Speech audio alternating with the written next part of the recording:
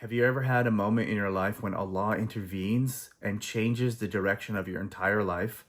I was driving on the freeway and my friend sent me his sheikh, Tamim al-Zu'bi in Madinat al-Munawwara. I have my own shuyukh and my own stations I like to listen to, right? And so I was about to change the station, but something in this guy's voice, the haiba, the weight, stopped my finger from changing the track. And he read a verse that shook me because I just felt so guilty.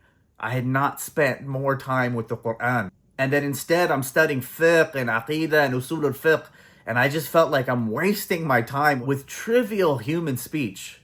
Fast forward, I'm in Medina with IOK. My friend goes, "There's Sheikh Tamim." I get up and I dart to him and I just say salamu alaikum to him, right? I sit back and I don't want to interrupt him. He's reading Qur'an. He's got his own thing going with Allah. I don't want to break that up. And so I thought, I'm like, man, I'm never going to have this opportunity again. I got to tell him what happened to me on the freeway and how that verse that he read changed my life.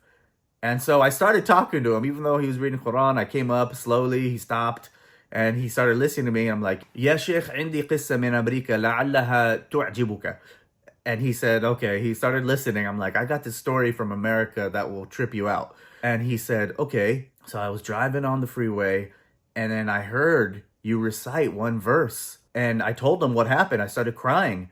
And I felt like I've been wasting my life studying fiqh for 15 years, writing about the Hanafi school, when these are all just humans. I could be using my intellect to study Allah's book. And I could see the sheikh was getting more interested in my story, right?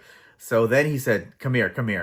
And he's like, "Look, what happened to you was a gift from God. And you're only 40 now. You should be thankful, because I had Sheikh Muhammad Awama, the great Hanafi Mufti. Muhammad Awama came to me recently. He said, "Laytani qadaytu hayati mithlak fi khidmat al-Qur'an."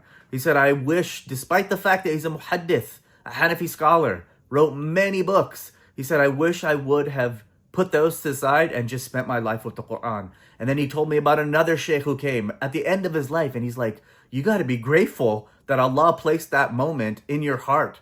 While you're still alive, you can spend the next 40 years of your life studying Qur'an. And that's why I want to introduce the deep study of Qur'an that's taking place at IOK Seminary this fall, where the seminary meets the academy.